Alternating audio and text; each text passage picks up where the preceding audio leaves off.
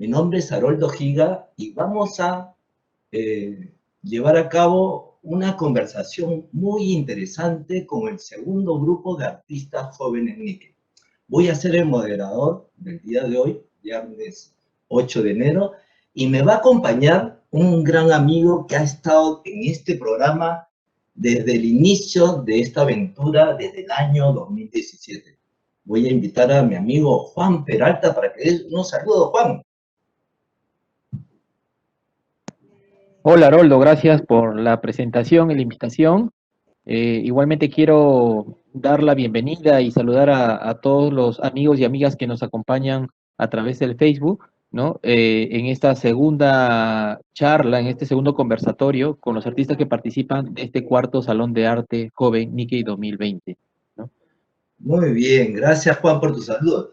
Tú vas a ser el moderador conmigo, así que antes de explicar cómo va a ser la secuencia de este lindo evento que hemos preparado, vamos a invitar a los artistas para que se presenten. ¿Te parece bien, Juan? ¿Sí? Perfecto, Bien, sí, me parece, sí. ellos son los segundos grupos de artistas que les toca presentarse hoy.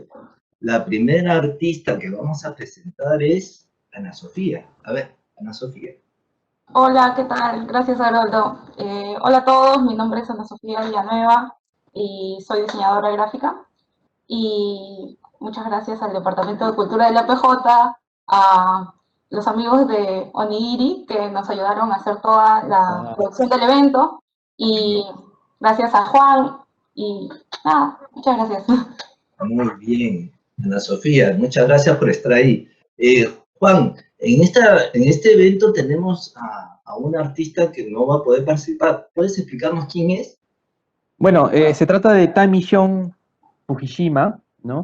Ella lastimosamente por un tema familiar no ha podido acompañarnos esta noche y me toca representarla, obviamente. Tami es una artista joven, recientemente madre, ¿no?, de familia, acaba de tener su segundo hijo, y bueno, está en todos sus avatares, ¿no? Entonces queda las disculpas del caso aceptadas, ¿no? Bueno, Tami se formó como escultora, perdón, en la Facultad de Arte de la Pontificia Universidad Católica del Perú. Después de terminar la especialidad, siguió una formación de educación, ¿no?, que es por donde actualmente se desarrolla, que es el tema educativo, educación por el arte, eh, sin dejar de lado la parte creativa. Y bueno, eso es un poco en breve lo que vendría a ser la Tami, ¿no? Uh-huh. Perfecto, muchas gracias, Juan. Entonces tú la vas a representar sumamente bien. Qué suerte que tiene también. Bien, esperemos. Vamos con el tercer artista. Él es un gran amigo también del programa y gran talento. Kenichi Sato. Kenichi. Hola, ¿qué tal todos? Mi nombre es Kenichi Sato y bueno, gracias por este evento, gracias a Haroldo, a Juan, por todo el apoyo, a los Onigiri, como decían Sofía, y a todos los miembros del grupo del Cuarto Salón, que ha sido una experiencia increíble. Muy bien. Kenichi, cuéntanos un poquito sobre tu formación, a ver, de repente. Yo soy diseñador de modas. Estudié Moda Art en un instituto que se llama Moda Art, pero también tuve unos 2 años en artes y bueno, un recorrido medio raro por ahí, pero bueno, al final terminé en diseño de modas. Muy bien, me gustaría que nos cuentes cuando te toque hacer tu presentación, tu experiencia en China. Hay que recordar que tú iniciaste la curaduría desde China, ¿no? Pero eso lo vas a contar en su momento, ¿ya? Bien, vamos entonces con la cuarta artista de este segundo conversatorio. Ella es Tetsu Tokumine Palomino. Tetsu, dinos desde dónde estás. Hola, hola a todos. Me llamo Tetsu Tokumine y estoy acá en Ica.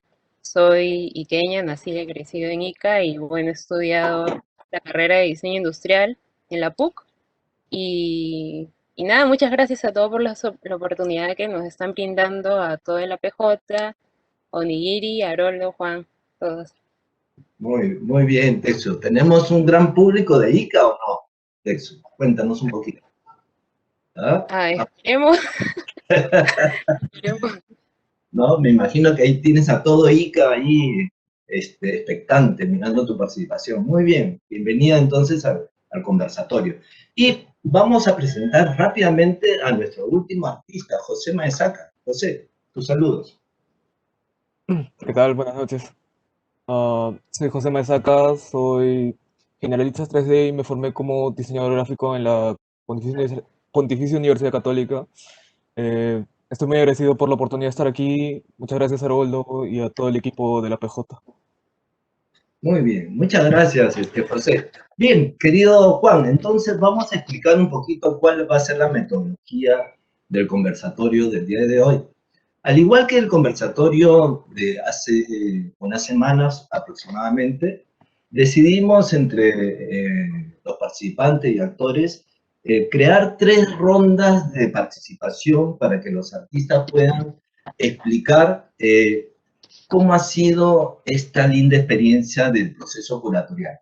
Estas 3 rondas son, uno, la primera ronda, que es el proceso de elaboración del trabajo; 2, que es el resultado; y 3, que es el tema y las conclusiones. Juan, ¿qué me puedes decir sobre estas rondas, ya para que tú puedas iniciar el proceso de conversatorio con todos tus artistas de esta curaduría? Bueno, estas 3 rondas obviamente estructuran lo que vendría a ser el desarrollo del conversatorio. La primera se refiere a, digamos, al proceso de investigación, digamos, que tiene que ver con, obviamente, o que se empata con el proceso creativo, ¿no? En función del eje temático. El segundo punto, que es finalmente cómo llega y cómo se instala en el espacio la propuesta, ¿no? Que tendría que ser como la propuesta en limpio, digámoslo así, para hacerlo más claro. Y la tercera, que son, digamos, como a modo de reflexiones finales o conclusiones que se pone énfasis, en donde se pone énfasis sobre todo por el tema del salón, ¿no? Perfecto, Juan.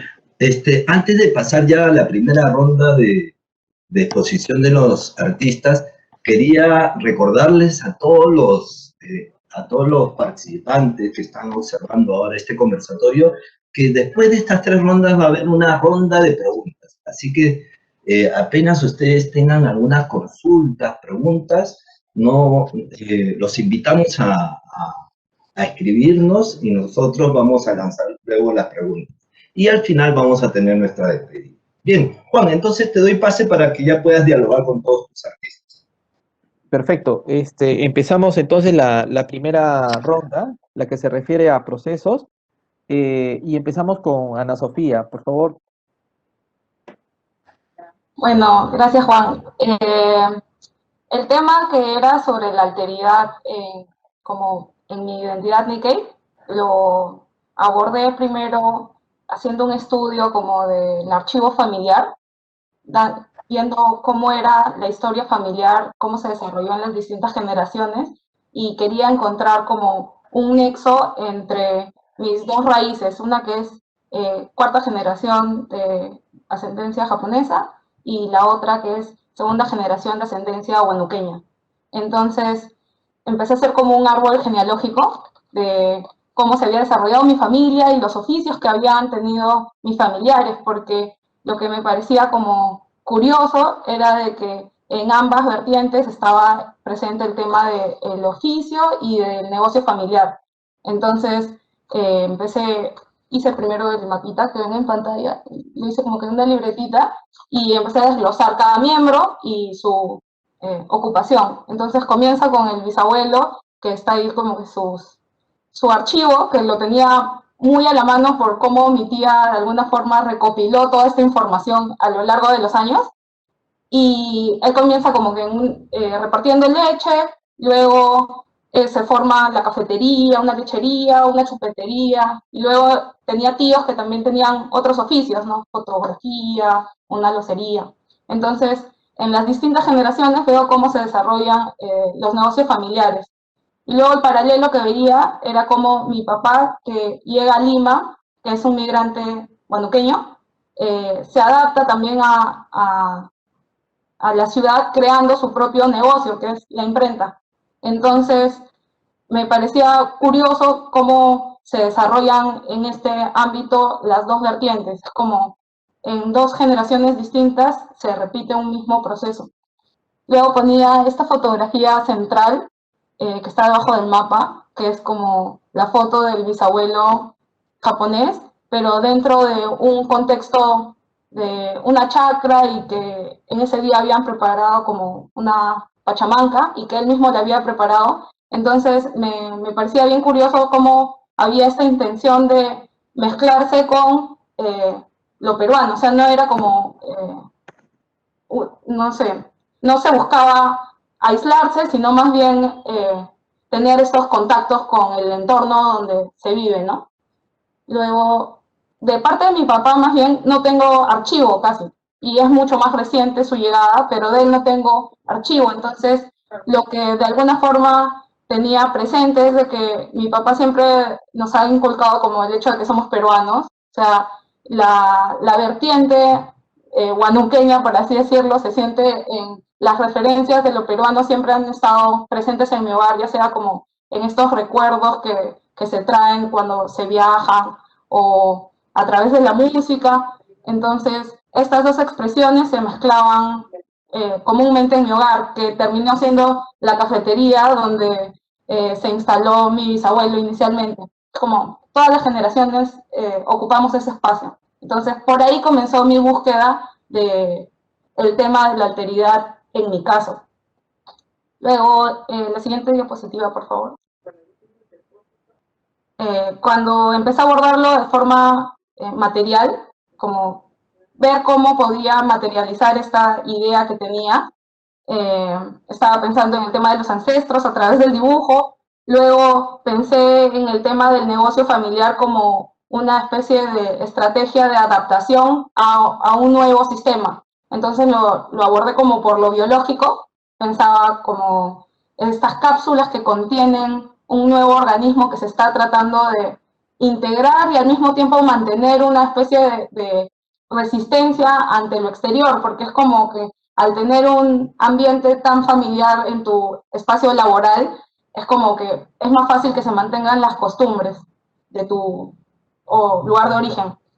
Entonces, en lo plástico fue como que estaba buscando formas abstractas, por así decirlo, de representar esto, ya que en el salón también nos incentivaron bastante a buscar otros materiales. Entonces, yo generalmente me manejaba en la ilustración y busqué un medio que no sea bidimensional, sino abordarlo de manera tridimensional, y así encuentro este tema de las cápsulas y de cómo podía intervenir el archivo que estaba presente en mi hogar, que era que había un montón de facturas y un montón de documentos relacionados a los negocios familiares de ambos lados, ¿no? Las facturas por el lado de mi papá y las facturas por el lado de la lechería, que tengo un montón de archivos que tienen, no sé, más de 50, 60, 70 años en la casa. Entonces me llamaba la atención cómo podía encontrar o recrear mi árbol genealógico a través de la documentación que vinculaba a este espacio. Y así fue como que empecé a capturar estos momentos, estos materiales dentro de estas cápsulas para ir organizando este árbol genealógico, por así decirlo. Y ya, esa fue como que la primera parte del proceso. Luego no tengo registrado cómo es que intervengo encima estos materiales. Al inicio probé como recreándolos en ilustraciones intervenidas con materiales orgánicos, pero fue como una parte inicial del proceso que luego, durante la etapa de la pandemia, creo que se cristalizó a través de retratos de cada miembro de la familia y brindándoles un espacio en estas cápsulas que de alguna forma los representaban. Y ya.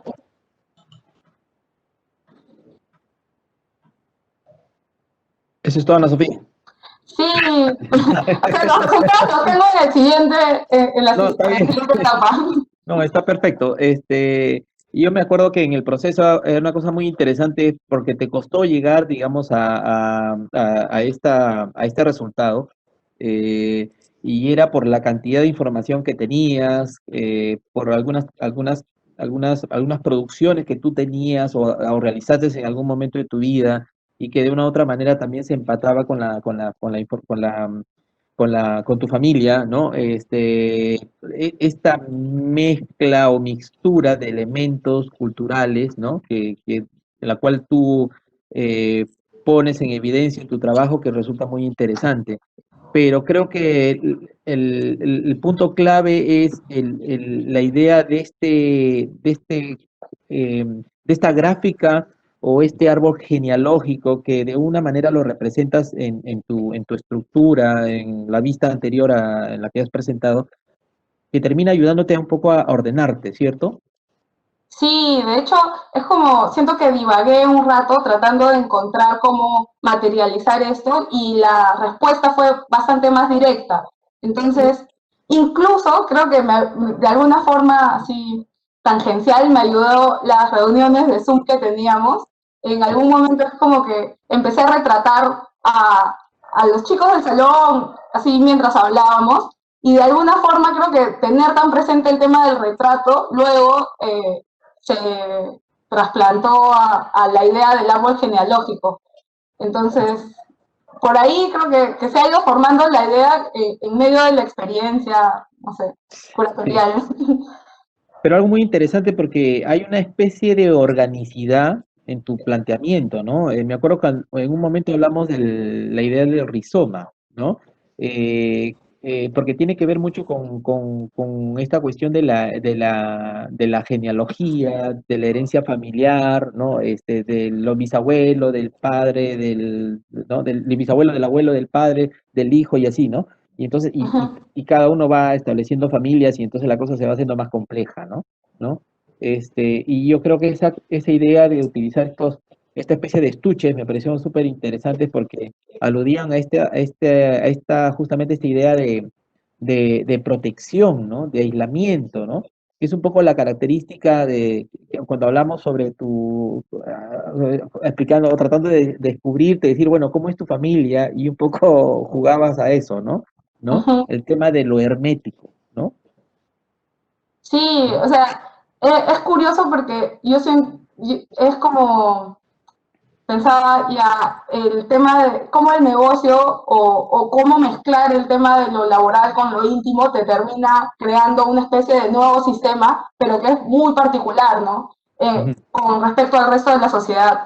claro. Entonces, ya creo que con el tema de los contenedores que eran como burbujas, puede hacer el match de esa idea, ¿no? Perfecto. Guardemos la información que nos queda para la segunda etapa. Yo creo que es muy interesante. Ahí pongámosle 3 puntos suspensivos, como decir, continuará. Y pasamos ahora gracias a Ana Sofía, pasamos a lo de Tami, por favor. Bueno, me toca hablar un poco de Tami, el trabajo de Tami. Tami es una persona bastante especial, puesto que eh, eh, eh, ella se llama Tami Chion Fujishima, ¿no? Entonces el primer apellido es chino, el segundo es japonés, ¿no? Pero además de ser peruana, también por sus venas corre en sangre chilena. Entonces pueden ver esa mezcla tan compleja, ¿no? Entonces, biológica, ¿no? Y entonces cuando empezamos las reuniones curatoriales, las sesiones de trabajo, llegar a aterrizar algo concreto propiamente dicho le fue bastante difícil, ¿no? Puesto que teniendo 4 vertientes o 4 orígenes, ¿a dónde voy? ¿No? ¿Cómo me ubico? ¿Dónde me ubico? ¿No? Entonces, un poco los bocetos que ustedes pueden ver, las imágenes que ustedes pueden ver con respecto a sus primeros bocetos, hay una información bien importante, dice, sobre la ausencia y cómo sería, ¿no? Cómo sería, digamos, las representaciones, ¿no?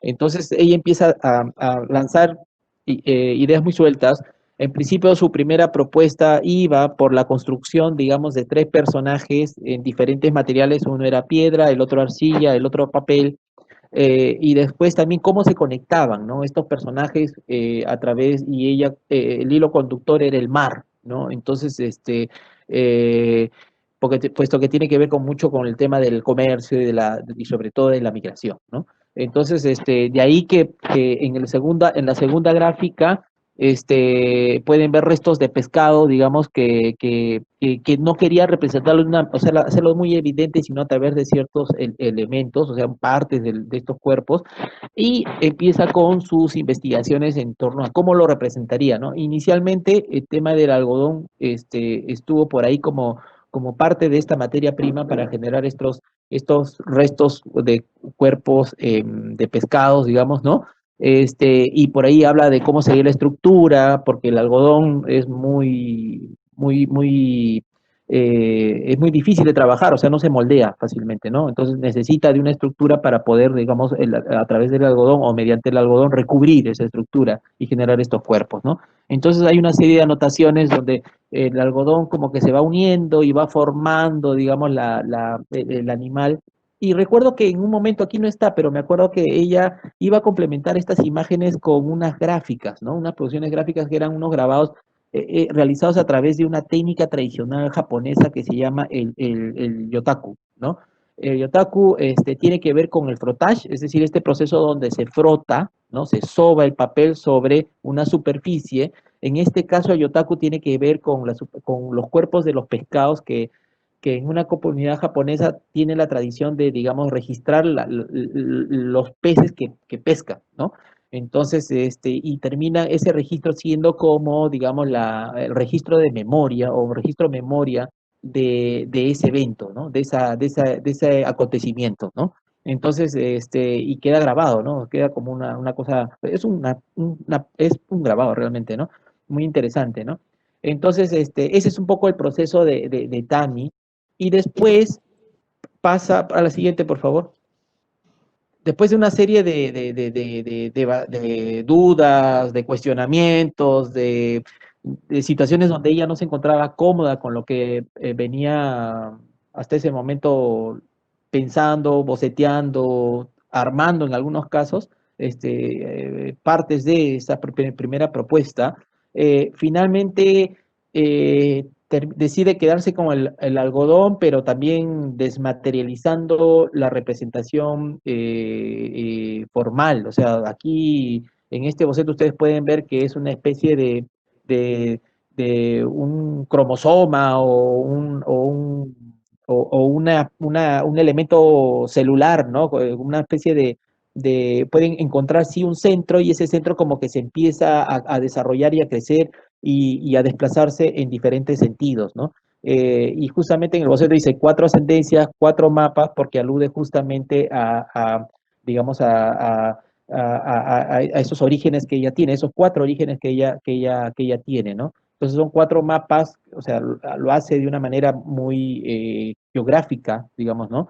Para tratar, digamos, de aludir, digamos, digamos, a esa identidad, pero es interesante porque ella desarrolla su trabajo tratando de encontrar una identidad, pero desde la ausencia, ¿no? Y es una cosa bien interesante. Hay que reconocer que el trabajo de Tamir es muy interesante porque ella, como escultora, le gusta mucho el entrar y perderse en el detalle, sí, haciéndolo muy bien, obviamente, pero además también el tema digamos, de apropiarse y de resignificar a través del material con que elige para trabajar sus propuestas, ¿no? Cada una de sus propuestas. Ella trabaja mucho con el tema del reciclaje, ¿no? Y además un reciclaje de lo cotidiano, ¿no? De lo que la gente se despoja o deja como parte de este proceso de consumo, ¿no? Entonces es interesante un poco esta propuesta de Tami, finalmente termina llegando a ello, es una propuesta muy minimalista que después ya lo vamos a ver, que es como lo que es la esencia de ella, ¿no? El minimalismo, el purismo, ¿no? El espacio libre, abierto, ¿no? Y con pequeños elementos que son como intervenciones dentro de un gran contexto, ¿no? ¿No? Ese es un poco el trabajo de Tami. Acá hay unas anotaciones que pone como parte de este boceto, digamos, ¿no? Lo relevante se mantiene y forma lo central, lo demás se pierde en los bordes, ¿no? Como una telaraña, ¿no? El trabajo es muy exquisito, muy delicado, y además bien difícil de registrarlo, ¿no? Porque trabaja con algodón, ¿no? Dos tipos de algodón que después lo vamos a ver, ¿no? Bueno, con respecto a lo de Tami, ¿ya? Entonces vamos a pasar, bueno, agradecer a Tami por alcanzarnos estas informaciones y estas imágenes. Y ahora vamos a continuar con Kenichi Sato, Shinen. Kenichi, todo tuyo, el espacio. Gracias, Juan. Bueno, mi experiencia fue un poquito, como decía Raúl al principio, un poco caótica, porque el 80, bueno, casi todas las reuniones que tuvimos curatoriales yo las hice a distancia. Estuve en China 6 meses, desde septiembre hasta enero. Regresé básicamente justo unos días antes, una semana antes de la cuarentena, creo, con las justas. Entonces, fue un poquito un caos y fue un poquito lamentable para mí el hecho de estar a distancia, porque sentí que no pude conectar mucho al principio con los otros artistas, no podía ver mucho los trabajos, pero igual, o sea, al final ya como que pude más verlos, conectar un poco más con ellos y realmente ver lo que estaban haciendo, ¿no? Y bueno, o sea, igual fue una experiencia para mí. De hecho, estaba a 14 horas de diferencia, pero... Y bueno, aparte de eso, ya dentro de lo que hice, ahora que he visto un poco más lo de Ana Sofía y lo de Tami, de hecho es como, para mí es como si recién lo escuchara un poco, porque lo veía en las reuniones, pero a veces no entendía, a veces no se veían las fotos, y siento que o sea, comenzamos un poco parecido, en la que yo también comencé a indagar en lo que eran los orígenes de mis dos abuelos, mi abuelo paterno, que es Kiyoshi Sato, que era un fotógrafo reconocido en la colonia, y también quise investigar la parte de mi mamá, hay una cierta diferencia, que es porque mi papá es más del norte de Japón, y que a pesar de que Japón, bueno, los de Okinawa no se consideran mucho japoneses porque ha habido, o sea, como que ha sido un territorio independiente por mucho tiempo, hay una cultura totalmente muy distinta, ¿no? Entonces, quise indagar yo siempre sentía que había mucha diferencia entre esas dos culturas. Por ejemplo, yo iba a las fiestas de mi mamá, era todo como que caótico, o sea, todos tomando, matándose de risa, iba vi la parte de mi papá, era como que todos más tranquilos, todos un poco más formales, ¿no? Entonces quise como que indagar un poco más en esas diferencias. De hecho, leí un libro que escribió uno de los chinen, de la parte de mi mamá, que hablaba de todo el árbol genealógico de la familia y las cosas que hicieron, y de dónde venimos, y mi tatarabuelo, que qué cosa hizo.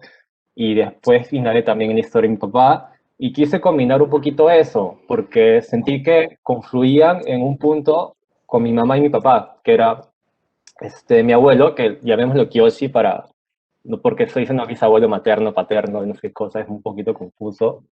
Y mi abuelo paterno, que es Kiyoshi, y mi bisabuelo materno, que es bueno, no me acuerdo bien su nombre ahorita, porque estoy un poco nervioso de repente, pero llamémoslo Zenko. Entonces, como que el primer cliente de mi abuelo paterno fue Zenko, que es mi bisabuelo materno. Entonces, desde ahí como que mi Zenko le comenzó a introducir al mundo Chinanchu, que es el 80% más o menos, ¿no?, de la población Nikkei acá. Y gracias a eso él tuvo clientes, porque también tenía unos problemas con la parte más Naichao, más del norte, ¿no? Que hubo unos temas de rechazo, unas peleas por ahí. Entonces, gracias a él es que tuvo clientes, se pudo desarrollar. Y después de muchos años, cuando mi papá conoció a mi mamá y se casaron y mi abuelo se enteró de eso, fue como que se llenó de felicidad porque sentía que ahí recién iba a poder devolver el favor que el primer bisabuelo le dio, ¿no?, a través de mi mamá. Entonces fue como un tema cultural muy japonés, que es el long, ¿no?, que es el tema de la deuda de gratitud, que cuando tú recibes algo quieres devolverlo, que es muy natural en la natural, o sea, en entre la gente, pero siento que en Japón era un tema un poquito más estructurado. Hasta lo sentía un poco duro, ¿no? Como existe también el otro tema que estaba tratando, que es el giri, que es ese sentido de obligación, que es el sentido de obligación que tenemos hacia nuestros padres, ¿no? Que nosotros hemos recibido de ellos, así que nosotros tenemos que devolverle a través de, no sé, nuestros estudios, nuestro esfuerzo. Y sentí que había como una maraña, como una telaraña de lo de Tami, que se entrelazaban y creaban como que que para mí eran como nudos, ¿no? Como esas deudas, como esas cosas que se quieren desatar en algún momento, ¿no? Y sentí que con la experiencia, con lo que me contaba mi mamá de el abuelo que devolvía el favor a través de ella, sentía que como que es un nudo que se desanudaba. Entonces sentía que gracias a todo ese caos y todas esas marañas de favores y que, que te di esto, que devolvieron esto y todas esas decisiones, ¿no? Hasta de las decisiones de nuestros papás de nuestros abuelos de venir a Perú, ¿no? A crear otra vida, un poco mejor. Entonces, gracias a todo eso, yo puedo estar acá.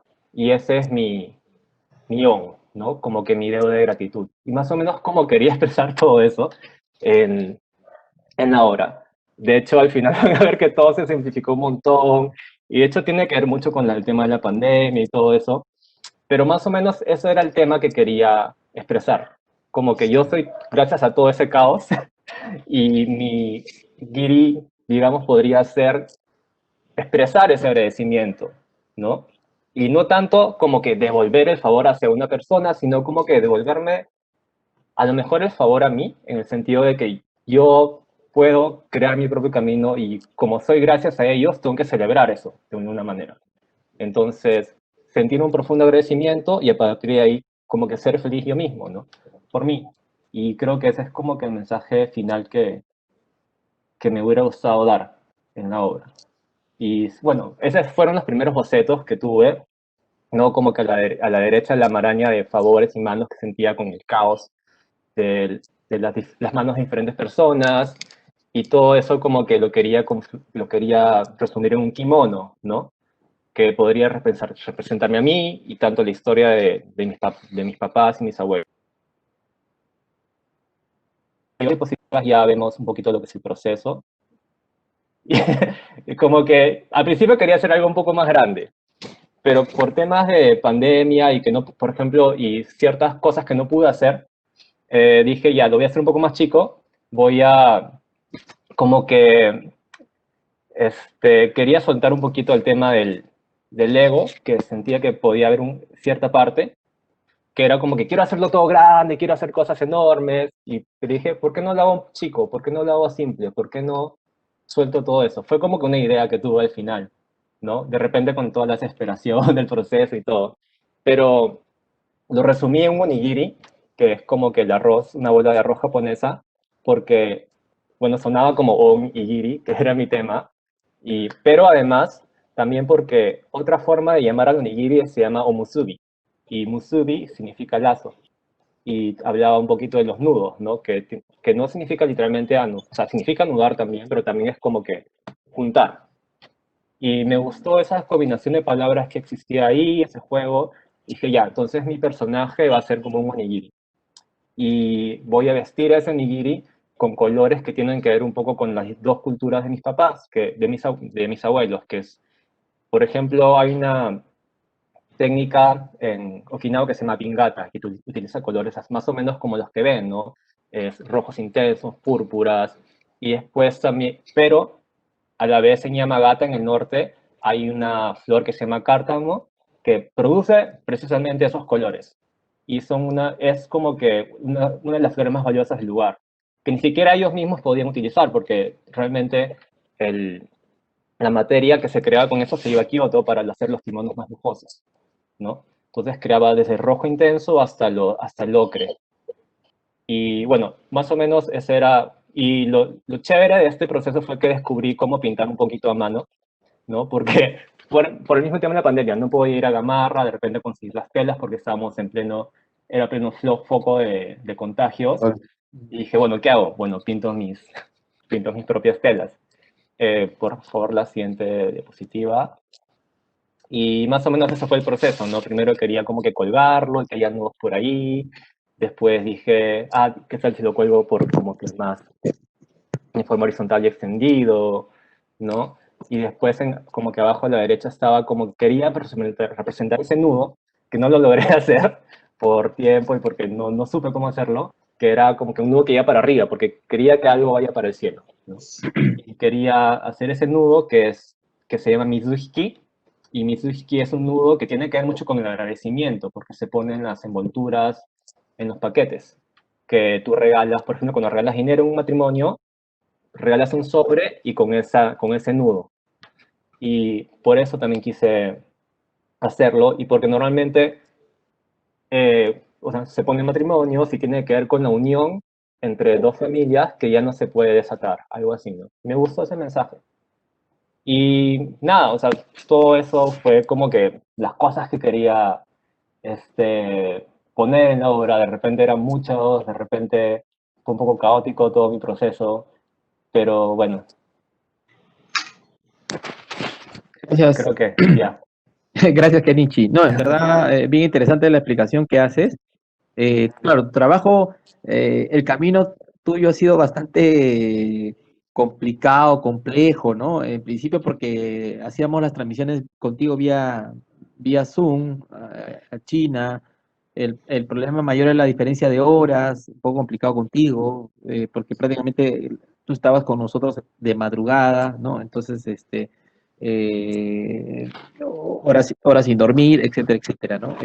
Pero agradecemos mucho tu esfuerzo y tu apoyo. Y bueno, y finalmente el trabajo al que llegaste, ¿no? Que es muy rico porque es dentro de ese gran complejo de información que tienes, que tiene que ver con tu familia, obviamente, pero también hay esta contundencia de lo simbólico, ¿no? Dentro de tu trabajo, ¿no? El tema del on, del giri, del nudo y los significados que esta puede tener, ¿no? Por ejemplo, esta última explicación que has hecho, ¿no? Con respecto al regalo y con el nudo que significa como la unión, ¿no?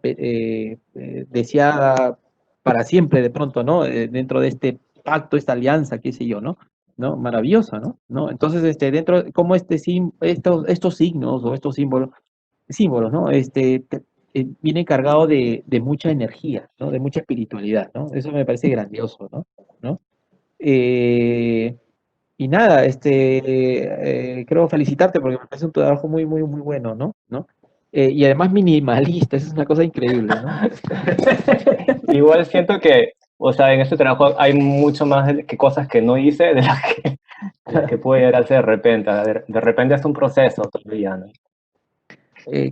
Claro, lo que sucede es de que empezamos con 1000 ideas y finalmente lo vamos puliendo, lo vamos afinando, una idea termina absorbida por otra, y a veces sucede de que también en el proceso dejamos, queremos poner todo y no es posible, ¿no? A veces, ¿no? Entonces es mejor. Hay un término que se utiliza mucho en arte, ¿no? Menos es más, ¿no? Pero es cierto, ¿no? Y bueno, yo creo que también un poco llegas a esto, por el COVID, mucho llegamos a lo que estamos llegando por el COVID, no sé si agradecerle, pero digamos como que nos empujó a tener que resolver las cosas de una manera mucho más prácticas y de una manera mucho más creativas, valiéndonos de los recursos que teníamos a la mano, ¿no? Tomando en cuenta el contexto de la pandemia y las pocas posibilidades de poder conseguir las cosas, porque además los negocios estaban cerrados, ¿no? Eh, Sí. bueno, Kenichi, gracias. Eh, Después continuamos contigo en la segunda parte. Pasamos ahora con Tetsu, por favor. Tetsu, bienvenida. Y puedes empezar cuando quieras.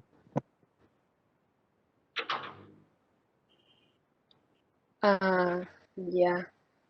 Bueno, mi internet está un poco lento, no sé si me logran escuchar bien. Sí, está perfecto. Tú tranquila. Sí. Sí. Ya. Se te escucha muy bien, Bueno, sí. No logro ver el aún.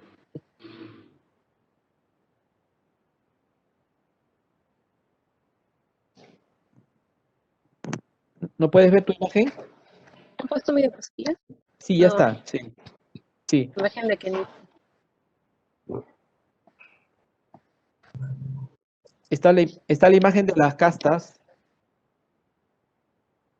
sí, Sí, no, igual voy a ir explicando porque otro PPT abierto al costado. ya, está Esto, tu primera bueno, vista, sí, sí. mi investigación comenzó con investigación, bueno, de la parte de paterna, en la que estaba haciendo como un archivo estaba buscando en el archivo de foto familiar, y encontré esta foto que está en la esquina derecha superior, y en mi herencia tengo la herencia japonesa por parte de mi papá, y la herencia peruana, y ahora sí puedo ver ahí. La herencia como peruana por parte de mi mamá. En el caso de mi mamá, mis abuelitos migraron de Ayacucho hacia Ica y bueno, he crecido con todo este baje cultural ayacuchano también, porque he vivido dentro de la casa de mis abuelitos, que construyó mi abuelita materna, acá en Ica. Entonces, como se podría decir como dicotomía, simbiosis entre ambos lados, que no he podido lograr juntarlo tanto desde niña y he tenido como medio de crisis de identidad o algo así. Y bueno, en uno de los viajes que fui a Lima, cuando era pequeña, fui como al Museo de Antropología Peruana y vi como una pared llena de pinturas de las casas virreinales y me impactó mucho, me impactó ver esta clasificación como de razas, entre comillas, y los nombres o términos que les daban a los hijos de ellos. Y como en broma yo escuchaba como mis tíos, porque él fue como algo familiar, mis tíos como decían, sí, así, algo así eres tú, como, no sé, y me parece algo medio gracioso, como puntual que sucedió y hasta ahora lo recuerdo, en verdad. Y por eso siento que me identifico bastante con eso y quise tomar como ese referente, ese fue mi referente principal, la pintura de las castas virreinales. Y esta estructura que dice arriba de la imagen, bueno, en este caso es el más conocido que dice, entonces, y yo encontré que dentro de la colonia japonesa también utiliza un término, se podría decir despectivo, para los hijos de a familias como interraciales japonés peruanos que se llama Injerto. De ahí partió toda mi obra. Como escuché Injerto, dije, wow. Y también familiarmente siento como un gran enlace, se podría decir, con todo lo que tenga que ver plantas, en lo agro y la naturaleza. Porque, bueno, aparte que crecí en una ciudad agraria, que es Ica, y también mis padres son biólogos botánicos y siempre he escuchado como nombres de plantas, referencias a plantas durante toda mi vida, pero nunca había escuchado el término injerto para referirse a una persona y dije, ¿por qué no hago como una comparativa entre los injertos plantas y los injertos humanos en este caso, ¿no? Y bueno, en mi caso también tengo un injerto que es una uva injertada para que dé buena cosecha y dentro de las plantas hacen los injertos para que sus frutas sean mejores. Esa es mi investigación en la parte de abajo, sale como mis fotos de cortando las ramas para hacer injertos. Bueno, pues, ¿se puede ir a la siguiente diapositiva, por favor?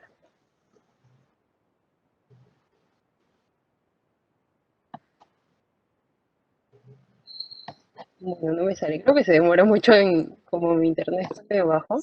Ya aparece, Sí. Ah, ah, Sí, bueno, se aparece. como mi diapositiva que yo tengo aparte. Bueno, y quise trabajar con este concepto de injerto, pero también con el concepto de poder sellar a la persona, que sea como un sello sobre la piel. Y en la primera imagen he hecho como una ilustración en AutoCAD y después hizo corte láser. La cuestión que esta madera en corte láser que sea como un sello, lo pongas en la piel y quede como este logo que se podría decir de injerto sobre la piel de la persona, ¿no? Y esto fue el proceso prepandemia, obviamente, donde era normal que podías tocar a la gente y tener interacción. Y quería que sea como un modo medio sarcástico, gracioso, podría decirse, de llamar a una persona, poderla marcarla, así como al animal o algo así, y poner un logo así bien curioso, kawaii, y aparecen ahí como las plantas, ¿no? Y no puede ver. Después vino la pandemia y bueno, no sabía, como me dije, como, what the, como no sé qué voy a hacer ahora. Pero quería seguir manteniendo la referencia de la familia y las palabras de tal persona y tal persona nace injerto, como en peruano y japonés nace injerta, esa estructura de familiar. Y eso hice en la segunda fila, como eso también exploración, que fue como de bordado sobre hojas de mi casa y bordados sobre las ilustraciones, ¿no? Como ilustraciones así también bien ah, tiernas, se podrían decir. Y después seguía con esto de no me cuadraba y también bajo las reuniones coordinatoriales como, no sé, no calzaba todo y al final quise seguir con esta idea de sello y bueno, se puede seguir de diapositiva. Bueno, me avisas si se logra ver porque estoy hablando con mi diapositiva que tengo aparte. Sí se ve. Sí se ve. Ya. Entonces decidí replantear por el contexto de la pandemia que sean sellos virtuales. ¿Y cómo podrían ser sellos virtuales? Bueno, lo van a ver después en los resultados. Y hice bocetos para diseñar como por computadora, ¿cómo se llama? Para que sean sellos virtuales, que son filtros de realidad aumentada, donde uno puede poner su rostro y salen estas ilustraciones y se mueven con la persona, ¿no? Y bueno, luego lo van a ver. Perfecto. Está muy bien. A mí me sale solo hasta la segunda diapositiva, no sé. Me sale la tercera. Ya estamos en la tercera. Sí, acá se ve en la tercera. Sí, debe ser por la señal que está muy... A ver, los puedo ver a ustedes, aparecen como un triangulito y dice banda de bajo ancho de banda, algo así. Mi internet, no mal. Ah, No, ya. no te preocupes, Texo. Sigamos entonces, Juan. Sí, Tetsu, muchas gracias.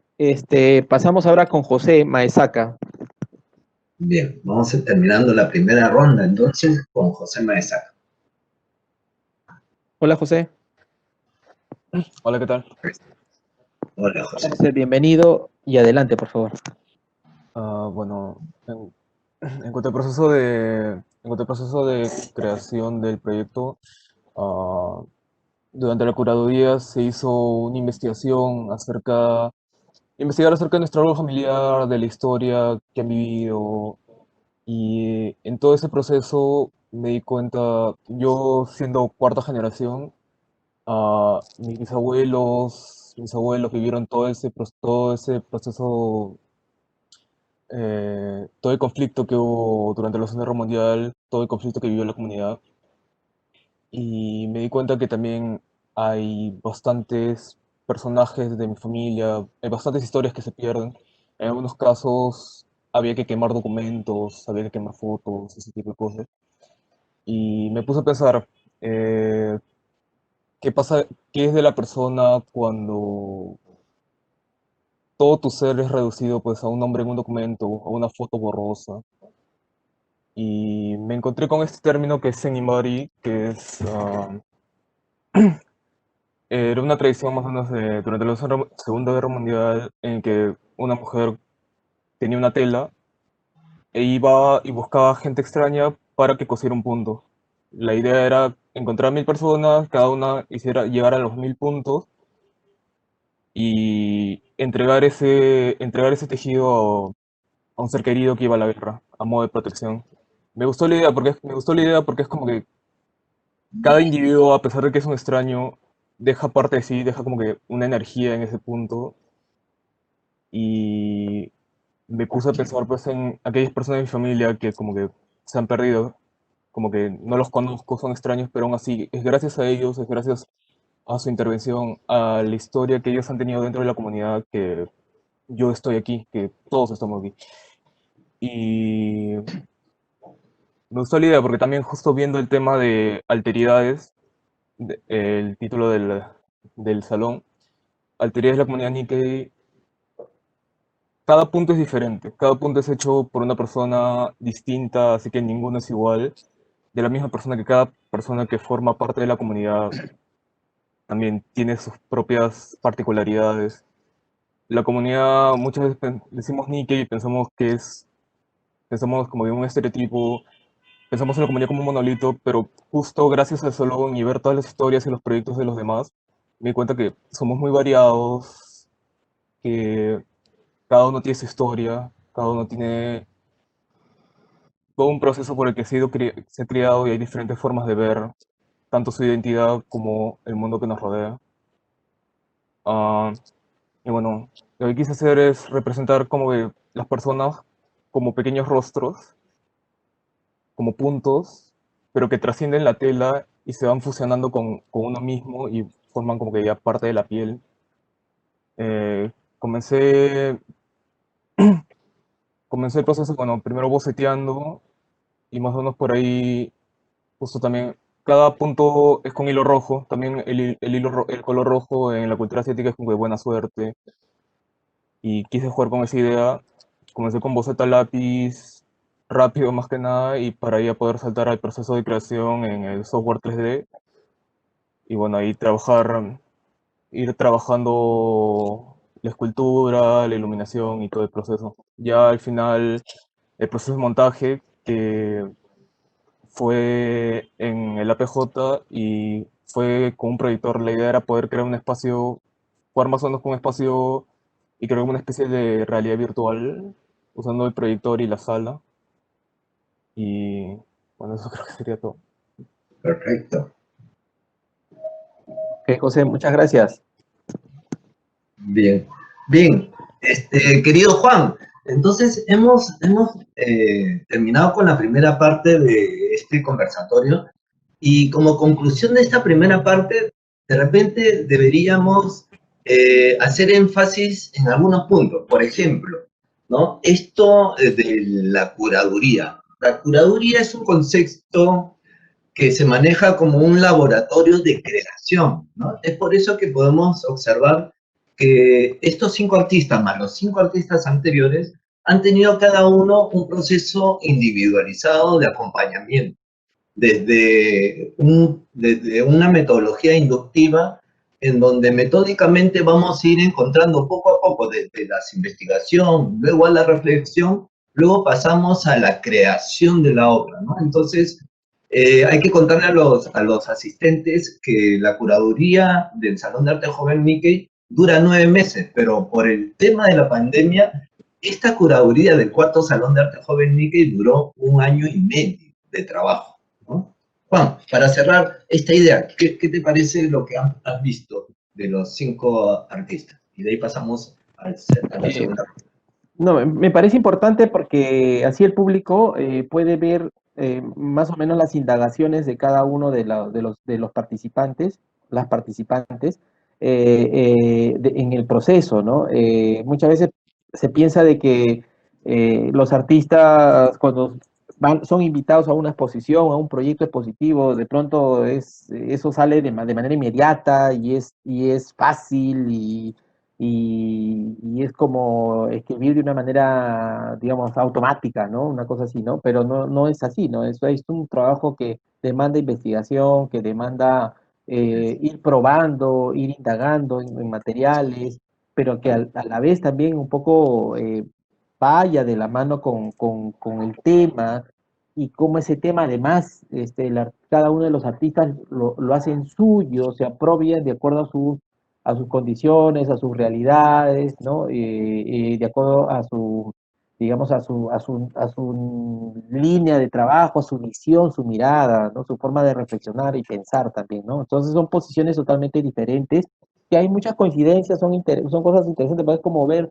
una especie de verlo esto a lo lejos y como viéndolo de una forma así como un gran tamiz, ¿no? ¿No? Como una mirada panorámica de pronto, y entonces uno puede ver qué tantos puntos de conexión existen entre muchas de las propuestas, ¿no? Quizás aparente hay algunas, habrá algunas que no, de pronto no hay nada, quizás no tenga nada que ver, pero sí uno analiza y reflexiona un poco sobre el tema, o sea, en el fondo sí hay o sí existe, ¿no? Recordemos también una cosa, que el título, me parece importante siempre recordarlo, ¿no? El título del salón, de este cuarto salón se denominó Alteridades y Geografías de la Nequeidad, ¿no? Otros relatos de la comunidad, ¿no? Entonces, ese tema de la alteridad es una cosa constante en cada uno de los trabajos y que ha sido el punto de partida para reflexionar y además llevarlo de una manera visual o gráfica, ¿no? Digamos como punto de término, punto de llegada, ¿no? Y es lo que estamos viendo ahorita. Ahorita, claro, hemos pasado la primera etapa, que es la parte de proceso, y ahorita van a ver ustedes finalmente el resultado final, digamos, ¿no? De todas estas indagaciones, ¿no? Bien, bien, bien. Entonces, nos preparamos entonces para iniciar la segunda ronda. Así es. Los resultados es una cosa muy interesante que vale la pena antes decir. Cuando uno produce una obra y llega al resultado, muchas veces está lleno de sorpresas y evidencias que no estaban previstas. Es muy probable que nuestros 5 artistas nos vayan a contar un poquito qué es lo que les sorprendió cuando ya tenían la obra terminada. Bien, Juan, pasamos entonces rápidamente a la segunda ronda de participación de los 5 artistas del segundo conversatorio. Sí, por favor, empezamos nuevamente esta segunda ronda con Ana Sofía ya para ver el resultado final, que pues, es como finalmente se muestra en sala, ¿no? Sí, instalado, digamos, ¿no? Sí, yo quería añadir sobre lo que estaban diciendo del tema de la alteridad y el diálogo que se generó dentro de las sesiones curatoriales, cómo pude encontrarme en los relatos de todos. Me pareció súper curioso y como, no sé, una especie de sesión, no sé, se creó un círculo bien especial en el tema de que cada uno pueda expresar su sentir con respecto a su propia identidad. Y ese diálogo creo que me ayudó bastante también a poder proponer cosas desde, siento que espacios de reflexión personal o formas de trabajo que se me hacían muy íntimas. Entonces, por ejemplo, en medio de las sesiones, recuerdo que casi en la última me decían, oye, pero entonces tú puedes hacer una instalación gigante, como que traes toda tu casa, pones todos tus elementos. Y yo decía como que qué locura, ¿no? Pero de alguna forma me incentivaron bastante a poder incluir este relato que yo entendía como personal, pero que de alguna forma también conecta bastante con otras personas de la comunidad. Y, por ejemplo, a través de la conversación también llegué a este tema de cómo, por ejemplo, las personas que venían de familias que tenían una bodega o un negocio que tiene que ver con el abastecimiento a otras personas, tendían a la acumulación de objetos, como este tema de, va a venir la, no sé, Tercera Guerra Mundial y necesitas mantener todas estas cosas en tu vida. Y también el tema de registrar la memoria a través de anotar sucesos o fechas, ponerle fecha a los objetos cuando llegan a tu vida. Entonces, de alguna forma, traté de poner en el espacio todos estos elementos que a mí me remitían a cómo se mezclaba o se creaba la identidad de mi familia con la mezcla de objetos que provenían de alguna generación de los inmigrantes japoneses, como esta muñequita de trapo japonesa, Sí. o otros objetos que son como recuerdos peruanos, que son, no sé, estas artesanías que se hacen encima de semillas, que creo que vienen de la selva y no registro bien su nombre, pero son como formas o influencias visuales que han estado en mi vida todo el tiempo como dialogando, como ocupaban un mismo espacio y han sido como referentes de cómo se figura una imagen. Entonces, de alguna forma, creo que mi atracción hacia lo gráfico o la ilustración tiene mucho que ver con estas maneras de representar en la artesanía, ya sea japonesa o peruana, el rostro o el carácter de algo, ¿no? Y nuevamente, cuando hice la instalación en el espacio, atrapé los documentos en estas cápsulas. De hecho, los documentos tienen este juego de referir a la o sea, al local que mencionaba, que es como el lugar donde se ha desarrollado mi árbol genealógico, por así decirlo, y también la posibilidad de intervenirlo de una forma bastante suelta. Incluso las imágenes no las hice a partir de una fotografía, sino los retratos eran a partir del recuerdo que tengo de las personas. Y eso también, no sé, trazándolo de alguna manera, como recuerdo que tomando un curso de pintura china, decían que esto, ¿no? Que la pintura china, que creo que también se relaciona con la japonesa, es como que captura el momento del paisaje, pero no es como la pintura occidental que es un caballete frente al paisaje que se va a retratar, sino es que se ha captado la sensación de ese momento y luego se figura en otro momento y en otro espacio. Entonces, creo que de alguna forma hay una especie de influencia en cómo, no sé, retraté a las personas de mi familia sobre estas cápsulas, y también tiene que ver con este diálogo con lo cotidiano entre el ámbito familiar y el ámbito laboral. Como no hay un límite entre esos dos espacios. Entonces están como las facturas o los documentos de no sé, propiedad, migración o publicidad de las mismas empresas, ahí como dialogando con lo que sería la intimidad de las personas o cómo yo imagino a mi familia, ¿no? La siguiente fotografía, por favor, o diapositiva. Ahí, por ejemplo, está creo que es como el pasaporte de mi bisabuelo, y también coloqué algunos elementos que estuvieron presentes siempre en el local de la lechería, que era un reloj que ya lo tengo como desarmado, pero también de alguna forma simbólico, ¿no? Como el desgaste de este objeto durante el tiempo, pero que aún se mantiene, ¿no? No tiene ninguna función real, por decir práctica, pero hace relación a la memoria.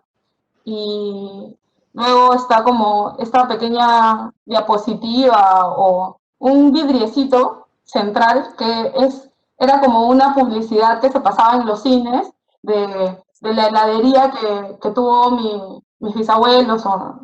Y entonces, no sé, me gustaba encontrar estos detalles que han estado presentes en el lugar donde he vivido y cómo terminan formando, no sé, mi forma de ser o mi forma de ver las cosas, ¿no? Está un poco del lado de la memoria y también está un lado de, no sé, no ser tan fidedigna con la historia tal cual, sino apropiarme de ella o pensarla desde mi propio discurso.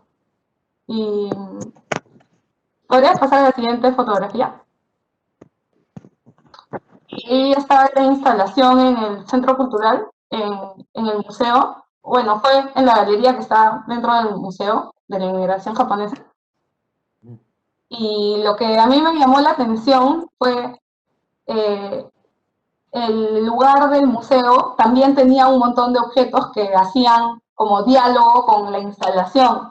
Entonces me pareció súper curioso porque de alguna forma fue mi manera no sé, sentir más presente esta cosa de yo que interpretaba como todo el proyecto como mi familia que ha vivido dentro de sus propias reglas o dentro de sus propios sistemas, cómo ese sistema en verdad es parte de la historia de la comunidad, por así decirlo, ¿no? Cómo está alimentada por los mismos referentes que todos los otros artistas han compartido en algún momento o han visto. Entonces, eso es algo que me pareció bien curioso. Bien, bien, gracias a las... Pues sí, sí. ¿Quieres decir algo final?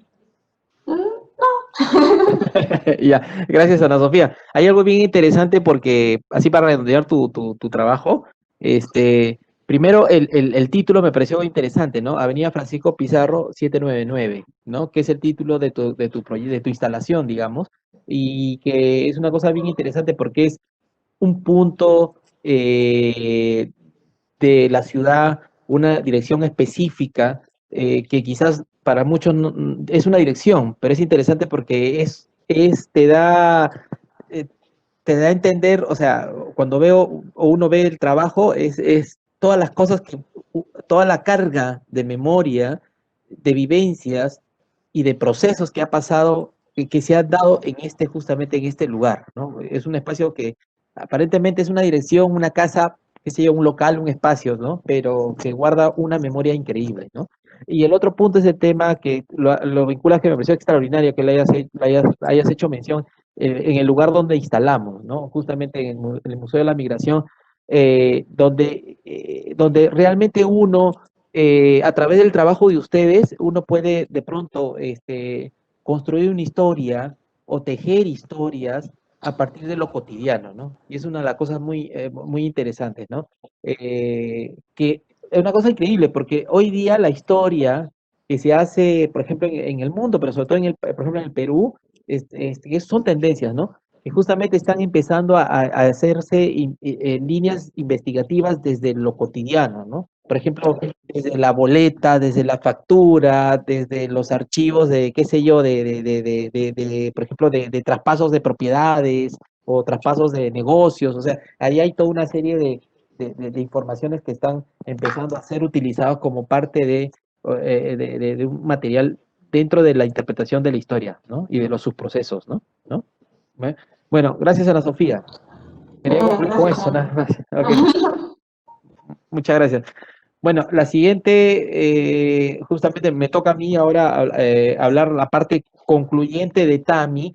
En un inicio se mostró finalmente el boceto, como esta especie de, claro, eran unas líneas que se abrían, un poco inteligible quizás para muchos, pero finalmente ese es el resultado a la que llega Tami, ¿no? Que puede ser, no sé, una planta, ¿no? Es una cosa bien interesante, ¿no? Visualmente puede ser una planta, estos helechos que uno encuentra ahí en el jardín, qué sé yo, ¿no? Con hojas caprichosas, medias sinuosas, medias, obviamente orgánicas, pero como que sin una forma muy definida, ¿no? Y esta idea de la forma indefinida, de una manera, es lo que en su trabajo de Tami uno puede recoger, ¿no? Que tiene que ver con esta idea de la ausencia, ¿no? Nuevamente recalco ese término de cómo representar una identidad a través de la ausencia, ¿no? Y claro, entonces ella trabaja con este algodón, con este material, algodón hechos en forma de bolitas, digamos, ¿no? Son dos tipos de algodones, ¿no? El algodón pima y el otro algodón hidrófilo, ¿no? Que es el que venden en las farmacias, que es lo que nosotros consumimos diariamente. Interesante porque como el material nos pone en un juego, digamos, en un juego de contrapuntos, digamos, ¿no? Por un lado tienes un elemento natural que alude al algodón, ¿no? Al algodón pima, que es el algodón natural, de planta, ¿no? Que de una manera se engancha con los orígenes en nuestro país de la comunidad Nikkei, ¿no? Pero también interesante porque también se empata un poco con la comunidad china también, ¿no? Entonces, que es parte de nuestra historia, obviamente, ¿no? Y claro, esos dos puntos de referenciales en los orígenes de Tami están muy presentes a través de este trabajo, ¿no? Y por otro lado, el tema de cómo a través digamos, de una labor manual que es ir uniendo cada copito de algodón, a través de la costura, ¿no? Un juego así, un hilo muy fino, una especie de hilvanado tal vez, ¿no? Para ir este, uniendo cada parte, cada elemento, cada miembro y finalmente consolidar esta forma, digamos, ¿no? Entonces, esta es una ramificación, ¿no? Que obviamente tiene un centro, pero que después se abre y se empieza a abrir y finalmente no tiene una forma definida, ¿no? Sino que como que te da esa sensación de un crecimiento y un desarrollo, pero un poco informe, un poco, digamos, aleatorio, ¿no? O sea, azaroso tal vez, ¿no? ¿No? Me faltó decir el otro tema, la otra contraparte, que es el tema del algodón hidrófilo, que es justamente este algodón de color blanco, claro, es el que lo compramos en la farmacia, etcétera, ¿no? Que tiene que ver con una mezcla, ¿no? Que eso sí quería ser enfático en eso, ¿no? La idea de la mezcla, que es un algodón que tiene parte natural y parte industrial, ¿no? O sea, elementos que no están tan naturales o no son naturales. Entonces, que es como esta idea de la mezcla, ¿no? Han hablado, el caso del trabajo de Tetsu, por ejemplo, el tema de la mezcla me pareció interesante, a través del injerto, entonces, o el mestizaje, ¿no? Entonces, acá hay una situación de cómo las producciones actualmente terminan siendo producciones mestizas, digamos, por decirlo de alguna manera, ¿no? Donde de natural tiene un porcentaje y de artificial tiene otra parte, ¿no? Entonces, eso es un poco también lo que uno puede ver o encontrar en el trabajo de Tami, y que es un trabajo muy bueno, muy interesante, y además, como dije, ¿no? Dentro de un minimalismo, dentro de algo solamente, netamente esencial, ¿no? Que es un poco lo que se identifica o lo que caracteriza, perdón, a las producciones, a los trabajos de Tami, ¿no? Que me parece muy interesante. Y, y nada, y creo que eso es un poco lo que le tocó a ella desarrollar dentro de este reto que tiene que ver con la alteridad. Para ella la alteridad es, digamos, por tratar de ubicarse en esos otros, en esas historias de esos otros, para de pronto verse qué tanto de común pueda tener con esos otros, ¿no? Lo interesante de ella es que obviamente pues las informaciones de Tami son nulas o casi nulas, entonces trató de ver a través de sus pocos recuerdos y a través del material un poco para encontrar estos puntos de contacto con todo lo que podría ser la presencia, sobre todo níquel, ¿no? En sus venas, ¿no? En su sangre, ¿no? Bueno, y eso con respecto a lo de Tami, ¿no? Al resultado final, que finalmente lo podemos ver a través de estas imágenes, ¿no? ¿No? Y pasamos con Kenichi, por favor. Hola, Kenichi. Hola. Sí. Ya, o sea, como había dicho antes, lo voy a hacer un poquito corto porque creo que en la primera etapa hablé bastante. Entonces, acá al final cambié todo, como dije, ¿no? Todo el proceso, lo hice en un formato bien chiquito. También porque dije, ya, igual, estábamos en pandemia, íbamos a registrar simplemente por foto hasta donde habíamos quedado. Entonces dije, ¿para qué lo hice grande o tener algo grande en mi casa por toda la vida? Dije, mejor lo hago chiquito y más memorable. Entonces dije, por eso. Y nada, los colores, como dije, son los colores tanto de mis dos raíces, el nudo que quería que vaya por arriba, pero al final, bueno, lo tuve que hacer así, como que caiga nomás. Y bueno, o sea, son diferentes vistas de la obra, que al final como que parece una montaña y también me gustó eso. Si pasamos a la siguiente, y, y eso, y en la última parte de esta charla, como que me dio un poco la libertad de poner fotos de cosas que no hice, que me hubiera gustado hacer. Así que, este, nada, creo que ya expliqué casi toda la temática antes, así que no tengo mucho de qué hablar ahorita. En la siguiente foto es otra vista también, una diapositiva. Ujú. Pero bueno, una cosa bien interesante es el tema de porque, por ejemplo, ahí tu propuesta alude a la vestimenta de una manera bien notoria, ¿no? ¿No? Son estas capas que van cubriendo y protegiendo, digamos, ¿no? A un cuerpo, por decirlo de alguna manera, ¿no? ¿No? Sí, ¿No? O sea, esta imagen me parece muy buena, ¿no? gracias. Sí, al final como que hice la estructura del onigiri, al final hice como que un molde para el onigiri, ¿no?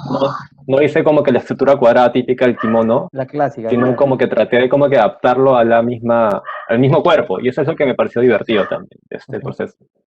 ujú. Ujú. Gracias, Kenichi, muy bueno. Gracias. Pasamos con Tetsu. Hola, Tetsu. Hola, ¿Puedes ver la bueno, pantalla? ¿cómo? Eh, Sí, sí puedo ver. sí. Sí, ahora Genial. creo que ha mejorado el internet. Sí, Genial. ahora sí puedo verlo. Genial. Bueno, con respecto a los resultados, terminó en 5 filtros. Bueno, acá aparecen 4 tipos de filtros, porque 2 filtros son sobre el nacimiento, que es la primera imagen que se ve, que son los 2 tipos de familia. En mi caso es papá japonés y mamá peruana, y hay otros casos que he incluido dentro de mi proyecto, que es mamá japonesa y papá peruano, ¿no? Y bueno, ese es el primer filtro que se creó sobre el nacimiento, y se puede ver como la ilustración, en donde los papás son como plantas y el hijo está cargando como en sus manos como 2 ramas, no sé si se puede apreciar bien, y son como las 2 ramas que constituyen para que luego se puedan injertar, ¿no? Porque un injerto tiene que tener 2 ramas para que pueda crecer la planta injertada. Y ahí dice como la descripción de japonés y peruana nace injerto, ¿no? Y abajo está como injeruto en katakana. Y bueno, el segundo filtro, que es sobre el reconocimiento, que es como reconocer ambas partes por separados. Y bueno, en general todo esto es como ha sido un proceso, ¿no? En el que siempre toda mi vida he crecido como reconociendo ambas partes independientemente, pero nunca las llegaba como a juntar. Y bueno, esto ha sido más que todo eso, ¿no? Y en el tercer filtro es la comparación entre los injertos plantas y la injerta, que sería la persona que se ponga el filtro. Y esos son los varios tipos de injertos que investigué. A su vez forman como una corona de injertos, ¿no? Y la persona puede verse a sí mismo como, el rey de injertos. Entonces me pareció algo muy gracioso que también puede ponerse, y arriba está la descripción de cada tipo de injertos. Y en el último filtro es como, se llama la resiliencia, que es como saber todo este bagaje cultural, y en algunos casos de algunas personas que hayan sido discriminadas, como tomar eso y poder aprender de esta experiencia y poder crecer, ¿no? Y bueno, ahí sale más que todo el sello que había diseñado anteriormente en la frente, sale como con las chapitas, como de felicidad, y ya salen los injertos crecidos, ¿no? Con las hojas. Y bueno, esto puede ser la segunda diapositiva, por favor.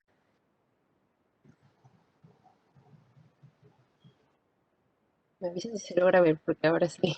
Sí se ve, ¿Se ve? se ve. Sí, perfecto. Ya. Voy a sacar con mi diapositiva para.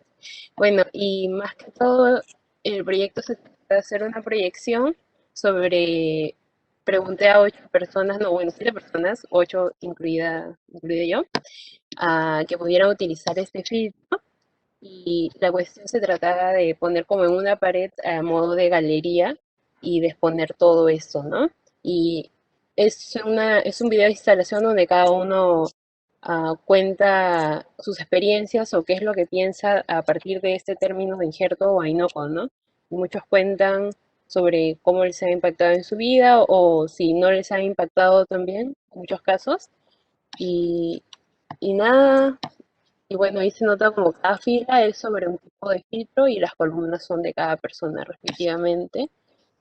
Y bueno, pues puede ir a la siguiente diapositiva. Texto, además son 8 artistas, ¿no? La verdad, sí, eso es muy importante. Sí, son 8 artistas. Bueno, esto hay que reconocer que está Ana Sofía, que ahorita está dentro de la reunión, que está en el penúltimo. De ahí está Jan también, que está en el primer conversatorio. Está, Sí, o sea, sí. y también hay participantes del salón anterior, que ha sido Harumi, y del próximo salón también, que Hay artistas del está Quito. Ponzoños. es Harumi Suenaga y Kiko. Y bueno, una compañera también de la Católica que es diseñadora gráfica, que es Naomi Kumamoto, ¿no? Muchas gracias a todos los participantes, en verdad, muchas gracias a todos Gracias. ellos. Son todos Y artistas sí, del programa. bueno, en la última diapositiva hice como una ilustración que quedó impresa, que acompañó esta instalación de videos, que es como una ilustración, se podría decir collage, donde reúno todas las ilustraciones que había creado para los filtros, ¿no? Y bueno, hice injerto y injeruto en katakana y salen como los dos tipos de familias y todos los injertos envolviendo. Y quería que tenga toda esa estética vertical de ilustración japonesa, ¿no? Ujú. Bien. Perfecto. Bien, Tetsu, muchas gracias. Pasamos con José. Juan. Sí, pasamos, sí, con José, por favor. Gracias, Héctor. Muchas gracias, Tetsu. Bien. Bueno, ajá. No, bueno, aquí ya está el producto terminado, montado en la galería. Bueno, la idea era hacer la proyección y tener ahí abajo una pequeña descripción con la historia y más o menos de qué trata el proyecto. Eh, Durante el proceso también, yo al inicio quería simplemente que fuera impreso, pero gracias a Aroldo y a Juan, como que me convencieron a ya, si lo estaba haciendo de forma digital, que fuera con todo y al final terminé haciendo video. Un gran trabajo. Si pasan a la siguiente diapositiva, por favor. Un gran trabajo. Eh,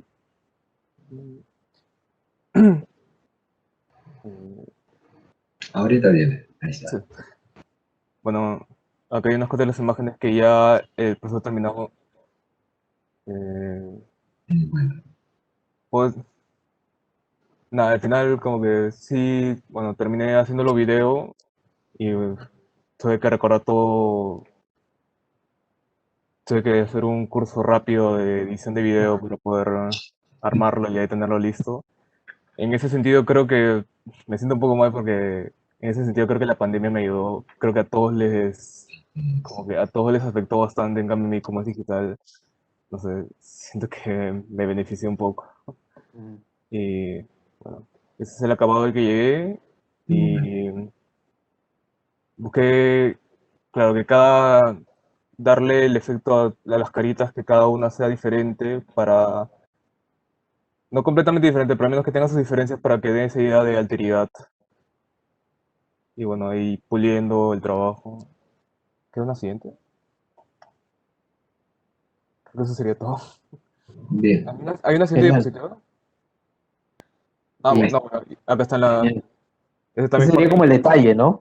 claro, esa es una parte del video que muestra diferentes caras y busqué pues diferentes referentes de cara dentro de la comunidad y traté de hacer como que diferentes tipos de... Buscar representar cada como que tipo de... Como que hacer un hombre joven, mujer joven, o Basan o Jisan e irlas esparciendo, cambiándoles el color y dar esa idea pues de que todos somos iguales, pero a la vez todos tenemos nuestras diferencias.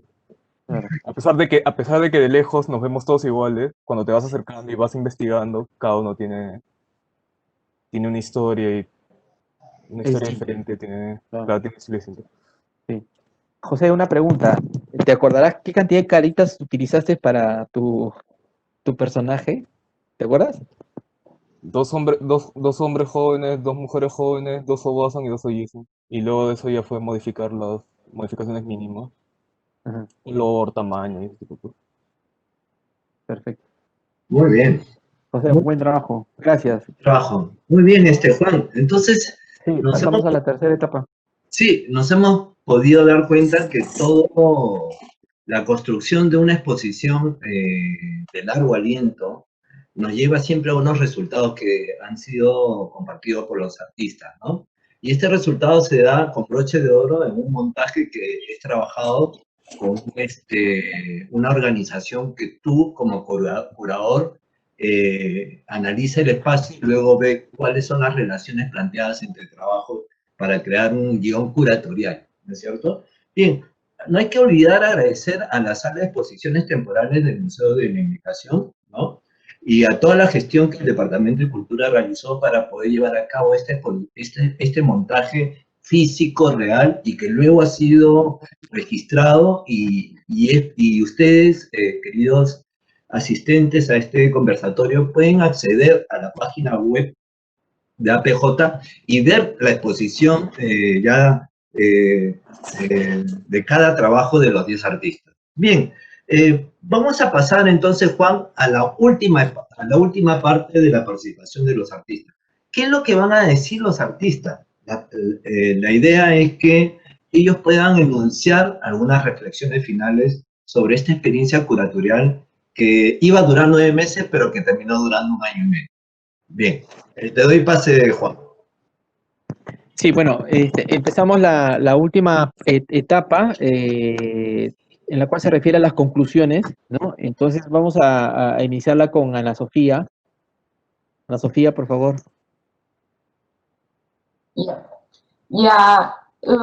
Como mencioné antes, mi conclusión, por así decirlo, fue que de pasar de tener esta idea como yo o mi familia tenía esta especie de particularidad, luego me encontré dentro de una comunidad de personas que compartía cierto bagaje cultural que de alguna forma siento que era como tácito, es decir, muchas veces, por ejemplo, yo no frecuentaba la ELU o tanto la PJ de niña, entonces no tenía un entorno no sé, más allá del nivel familiar explícito no sé, colonia japonesa en el Perú.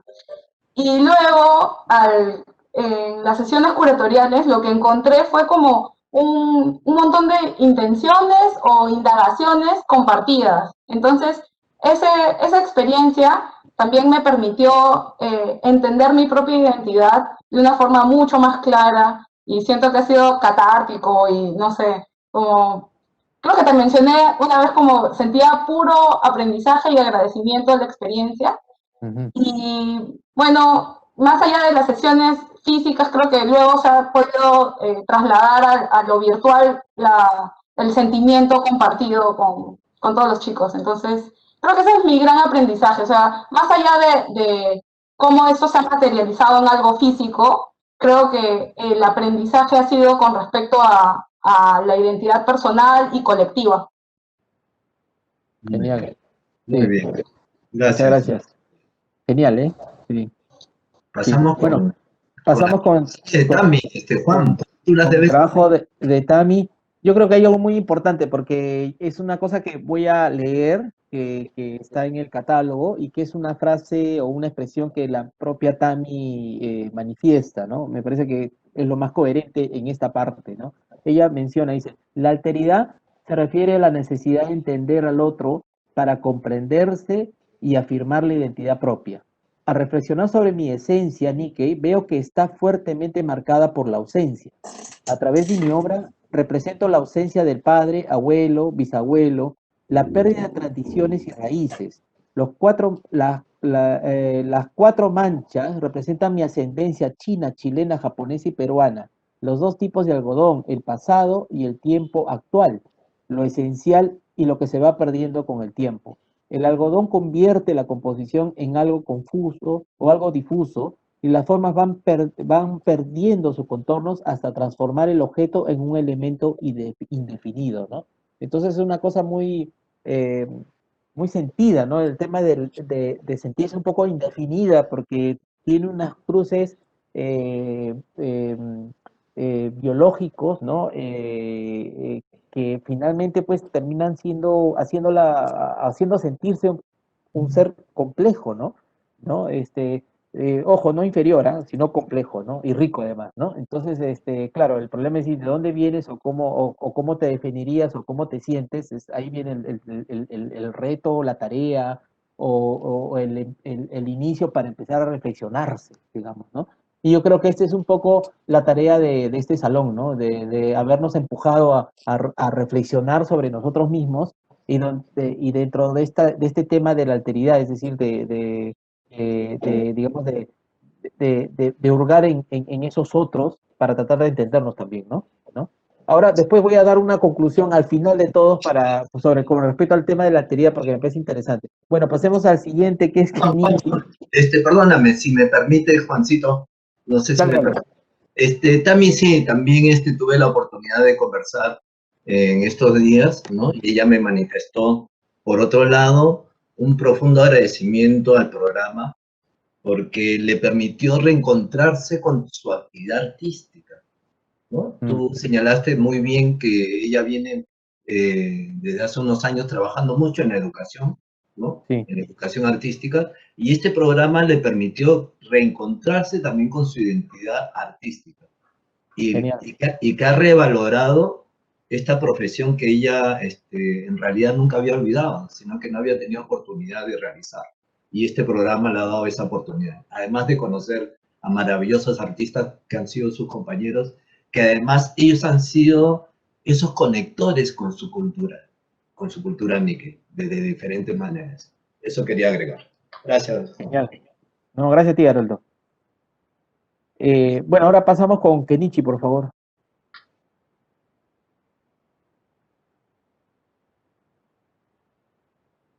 La mano de Kenichi. Dice, muchas gracias. Sí, Eso es todo. sí. Kenichi. ¿Estará Kenichi?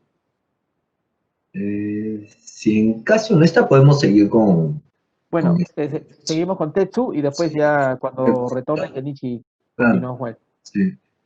Está escondido detrás del vestido, Kenichi, parece. Bien, vamos con Texo, entonces. Ya bueno, me avisan si está en la diapositiva, disculpen. Sí, ya está. No, la siguiente. Sí. La siguiente, perdón. Sí, la siguiente es Ayuri. Ahí está Sayuri. No, no, negro. Ahí está Sayuri. Ahí Muchas está. gracias, Sayuri. Ya Tetsu, Ya, listo. ya tienes la imagen. Sí, bueno, lo que se ve es como quedó en la instalación, que constaba de un video vertical, de ahí el video horizontal y de ahí la ilustración, ¿no? Bueno, en general, quiero concluir que todo el proceso ha sido como un proceso de autodescubrimiento y si no hubiera sido por este salón, no hubiera tenido como un gran motivo para poder investigar la familia paterna. Era como que me daba la excusa para poder preguntar a mi papá varias cosas sobre la familia y también a mis primas también. Ah, y al principio no lo notaba, ya cuando nos reuníamos sentía que mi identidad en verdad sigue igual, pero ahora el encierro más la introspección y todo eso sí me he dado cuenta que ahora me siento más cómoda con el término de Nikkei incluso, porque antes nunca me denominaba así, sino normal como, no sé, mestiza peruana, y ahora sí tengo una cultura Nikkei más fuerte, ¿no? Por el lado de haber investigado el lado paterno. Y creo que también las reuniones curatoriales eran, o sea, han sido muy enriquecedoras. Enriquecedoras, se me traba se me traba la lengua. Enriquecedoras con todos, creo, ¿no? Saber cómo trabaja cada artista y aprender de ellos, ¿no? hay más que un espacio de creación, ha sido un espacio de reflexión, como han dicho, en el que alguien soltaba como una idea y también los otros aportaban desde su punto de vista y saber que estamos como unidos en este proceso ha sido muy bacán, ¿no? Conocer a todos y nada, y también, así como lo mencionaron con Tami, bueno, yo soy de diseño industrial y nunca me he sentido así como artista. Y a partir de esto es como ya empoderada, puedo decir como sí, también tengo mi lado artístico, ¿no? Sí. Así como mi identidad, ni que es como los dos, ya los agarro firmemente. Sí, nada más que todo eso, muchas gracias a todos a todos los participantes de este salón, también artistas muy chéveres que he conocido y gracias a Haroldo, Juan y a todos, Onigiri y a todos. Ha sido una experiencia muy, muy bacán, a pesar del contexto. Sí, muchas gracias, Texo. Bien, vamos, Gracias, Tetsu. vamos con Ah, José y luego volvemos. José, con Kenichi. Perdónenme. Vayan, los amigos que están en el Facebook, vayan, formulando sus preguntas para los artistas. ¿Ya? Bien. José, tus palabras finales. José. Ok. Sí, bueno, ¿qué puedo decir? Estoy muy agradecido también por todo este proceso y me ha dado no solamente una oportunidad de aprender más acerca de no solamente la historia de mi familia, sino también de la historia de la comunidad y tener un aprecio pues, por la gente que me precede y por la gente también contemporánea que forma parte de la comunidad. La comunidad ha pasado por bastantes dificultades y ese espíritu de seguir luchando ha permitido que hoy en día gocemos pues, de todos los beneficios que, que son legados pues, de la gente, de nuestros antepasados, de nuestros Oyi-chan, de nuestros Baba-chan. Bueno, acá tengo imágenes pues, del proceso por el que fue pasando. Estos son como que conceptos al inicio. Y al inicio como que pensaba hacerlo un poquito más sintético, un poco más como que plástico y poco a poco, mientras más investigaba, como que se fue haciendo más cálido el trabajo, más humano. Y creo que es más o menos también ese es el proceso por el que he ido pasando yo en lo que es el entendimiento acerca de la identidad Nikkei. De pasar de ser algo así como que superficial a algo un poco más, ya más humano, más cálido. Creo que eso es todo. Muchas gracias. Muy bien, muy bien. Gracias, Gracias, José. José. Ahora Juan, sí, estamos con Ya. Nietzsche. Ahora sí, no es necesario retrocederlo. No, porque me di cuenta que eran cosas que ya no tienen nada que ver con la parte final. No, Siempre eran cosas que me hubiera gustado como que desarrollar y que siento que todavía está por desarrollar, porque habían cosas que me hubiera gustado como que finalizar. Pero lo que más me llevo de este salón es, bueno, conocer a gente muy chévere, poder tener la oportunidad de tener una curaduría con Juan, con Haroldo, y realmente, como decía Ana Sofía, como que ver los puntos en común, estas ganas de explorar un poquito nuestras raíces, ¿no? Y me llevo también como que profunda admiración por el proceso de cada uno. Vi cómo la gente iba entregando poco a poco, sobre todo ver cómo cada uno tiene un poco su método, ¿no? Y cosas que de repente a mí me hubiera gustado hacer es, de repente, haber entregado más como que cosas tangibles poco a poco, ¿no? En vez de ir como que entregando solamente ideas y estar mucho en mi cabeza. No veía como los Josés o Touch como que iban entregando productos y con eso se podía hacer como que un diálogo, ¿no? Más concreto. Entonces, como que me ayudó un poquito a inspirarme, a decir, ya yo puedo comenzar a crear un poquito de esa manera, ¿no? Ir más a lo concreto en vez de divagar un poquito mucho por mi cabeza, que es lo que suelo hacer desde antes, ¿no? Desde que estudiaba. Entonces, como que eso, ¿no? Como que llevarme algo de cada uno de su proceso. Y como muchos tienen conceptos muy lindos, muy profundos, ¿no? Como el tema del injerto, que también me gusta mucho. Yo no soy injerto estrictamente, aunque Uchinanchu y Norte son diferentes razas, que también podría ser por ahí. sí, Pero eso, ¿no? Eso me gustó mucho, esas exploraciones. Y eso es lo que me llevo. Y gracias a todos por esta experiencia. muy bien, a, a ti, Juan, Kenichi, muchas gracias. vamos a darle un aplauso pues a los 5. Sí, sí. Muchas gracias a Ana Sofía, a Tami, a Kenichi, a Tetsu y a José. Bien, Juan, yo sé que tú tienes ahí algunas conclusiones, pero aquí tengo unos amigos que me están escribiendo por WhatsApp y me hacen algunas preguntas. No sé, creo que es una pregunta para ti, Juan. ¿Te la puedo lanzar? Lánzala. Sí. Me dice Juan, y ahora el curador, ¿en qué está pensando para el quinto salón? Con relación a todo lo que ha avanzado, primero, segundo, tercer, cuarto salón. ¿Ya se acabaron los temas? Pregunta. Un amigo que le gusta hacer preguntas difíciles. Es el señor Masato. El señor Masato. Bien.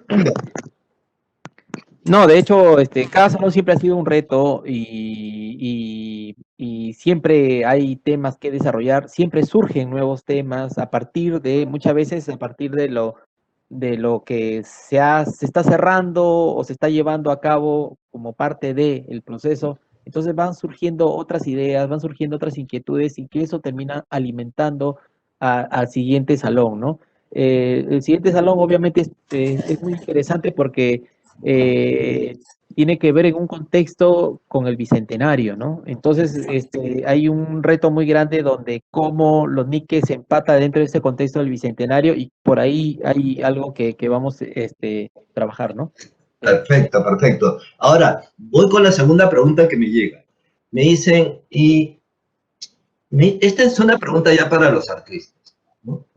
¿No? Es una pregunta que sería bonito que la conteste cada uno de ellos, ¿no? ¿Qué se viene adelante para ellos? ¿Cómo ven ahora el futuro a partir de esta experiencia? ¿Qué están planteando para este 2021 que está iniciando? ¿Qué nos puede contar Ana Sofía, Tami, Kenichi, Texo y José? Ana. ¿Qué están planteando para ahora, ¿no? ¿Cómo ven este futuro inmediato? Bueno, a mí lo que me dejó como de forma plástica el evento fue que pude reconocer de forma más tangible cuáles son mis influencias visuales, por así decirlo, y cómo materializarlas. Como hay un montón de estímulos que siempre recibía y que me llamaban mucho la atención, pero no había tenido tiempo en reparar tanto en cuáles eran las características que me atraían tanto. Entonces, ahora es como que justo estaba realizando un proyecto de ilustración y sentía como por fin se trenzaban estas influencias que sí tienen que ver con mis dos herencias culturales. ¿Ya? Muy bien, muy bien. Gracias, Ana Sofía. Vamos, Tami no va a poder responder, pero yo me imagino que Tami va a responder cuidar a mis hijos, ¿no? Porque ahorita está con el tiempo a full. Me dice que no tiene tiempo para nada, solamente para sus hijos. Bien, vamos a escuchar a Kenichi. Yo creo que justo dijiste algo muy, muy lindo con respecto a Tami, y creo que este picotón, digamos, para motivarla a que de alguna manera se dé un tiempo y retome la parte creativa, artística. Yo creo que por ahí va a estar. Por ahí va a ir. Mira, ¿no? Sí, yo creo que por ahí. Algo pequeño, algo muy minimalista, tal vez, pero bueno. Vamos a ver en alguna exposición. Sí. Bien, entonces vamos a escuchar a Kenichi y luego a Texo y José. Ya, ahora sí. Me había olvidado de poner, sacar de mute la otra vez. El audio. Sí, el audio. ¿Qué proyectos se vienen para ahorita? En verdad no sé. Quiero plata, harta plata, ¿no? Nada, es como, siento que el salón me dio como que una ventana para poder explorar más cosas personales, cosas de mis ancestros, cosas que realmente lo tenía como que en stand-by, pero que gracias a este proyecto lo pude sacar un poco a luz, que yo creo que todavía es un proyecto como que en curso. Y nada, eso es como que seguir explorando eso, tal vez llevarlo a las prendas, darme la libertad de explorar otras con otros materiales, ya no necesariamente de repente moda, pero otras cosas. Entonces, como que darme la libertad y poder explorar y poder como que divertirme, ¿no? También con eso y poder aportar de repente con eso, no sé. Eso más que nada. Ojo que hay investigaciones bien interesantes que hablan sobre el vestido como un elemento revolucionario, ¿no? Hay una frase bien bacana. Sí.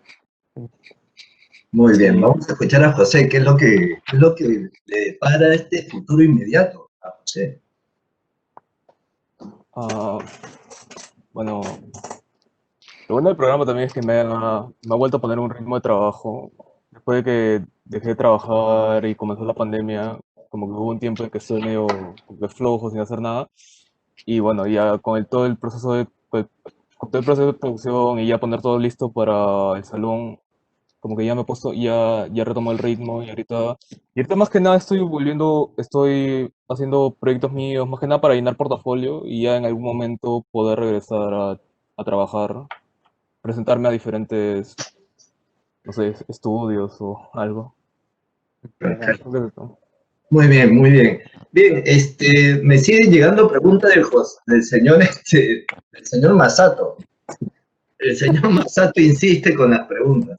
Dice, nuevamente para Juan, no sé por qué.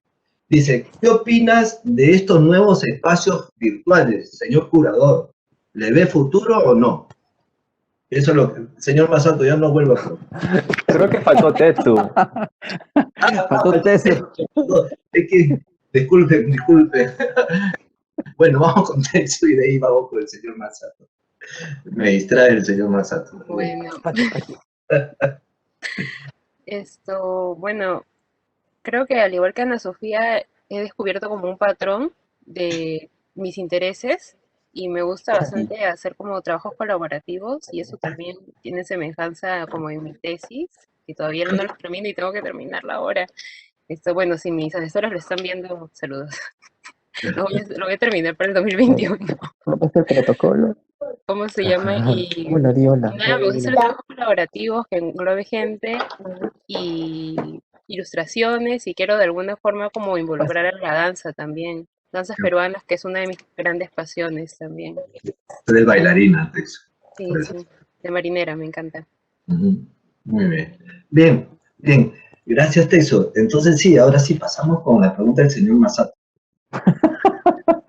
Señor Masato. Qué buena. Bueno, para ser rápido, la pandemia nos ha empujado a valorar aquello que ya existía, como el caso de las plataformas virtuales y la virtualidad, bueno, con esta pandemia ha hecho, digamos, ha reivindicado la posibilidad de que existe este espacio y que es tan válido como el espacio físico, ¿no?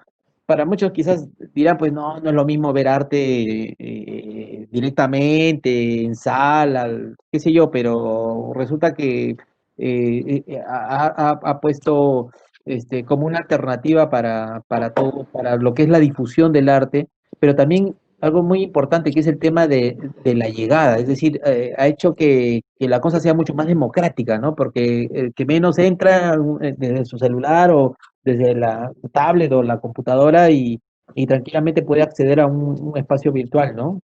Simplemente es buscar o indagar o de pronto informarle o hacerle saber de que existe esto, el otro, aquello, ¿no? Entonces yo creo que ahora la gente, tanto nuestra generación, generaciones mayores, están sentados en una pantalla, indagando, buscando, como dicen, buceando, ¿no? Como dicen, ¿no? En lo virtual, ¿no? Entonces, en las redes, ¿no? Entonces yo creo que es una cosa bien interesante.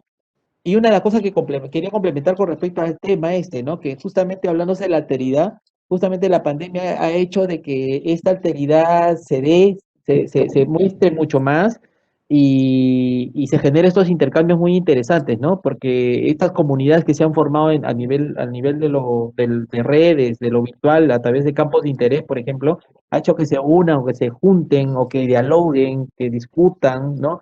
Que compartan, ¿no? Gente de diferentes orígenes, de diferentes lugares, ¿no? Y finalmente ha hecho que se junten, que se unan, ¿no? Una cosa interesante, ¿no? ¿No? Nada, eso. Muy bien. Juan, ya estamos llegando al final del conversatorio, ¿no? Han pasado casi hora y casi 2 horas, ¿no? Pero me está llegando un par de preguntitas o una pregunta, creo que está entrando ahorita, y dice el señor Miguel Torres Mesa, pregunta para los artistas del proceso creativo. Dice, ¿cómo determinar con qué elemento o elementos se quedan y o desechan para cerrar el resultado final de la obra? ¿Y por qué? Y después hay una pregunta del señor Jairo Saldaña. Me gustaría que lo vuelva a realizar porque hay una parte que no entiendo, pero vamos con la pregunta del señor Miguel Torres Mesa para los artistas. En mi caso, traté de hacer más visible mi intención. Entonces, cuando estaba hurgando entre las cosas que ya eran muy abstractas, siento que me estaba alejando incluso de lo que a mí misma me atrae como artista, ¿no? O sea, me estimula más lo figurativo. Entonces, era tratar de adecuar o balancear esta influencia o esta idea que tenía, que era más o menos conceptual y tratar de darle un giro figurativo y ya, básicamente fue eso. Muy bien, gracias Ana Sofía. Vamos con Tami. Bueno, con Kenichi.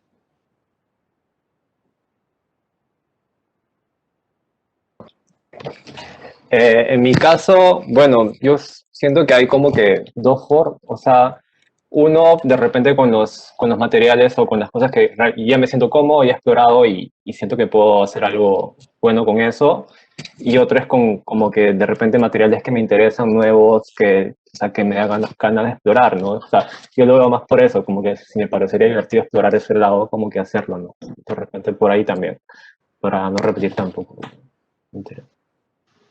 Eso. Muy bien, gracias Kenichi. Vamos con Tetsu y luego con José.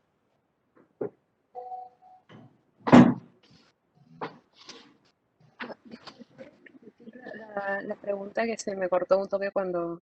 Sí, vuelvo a preguntar. Miguel Torres Mesa pregunta.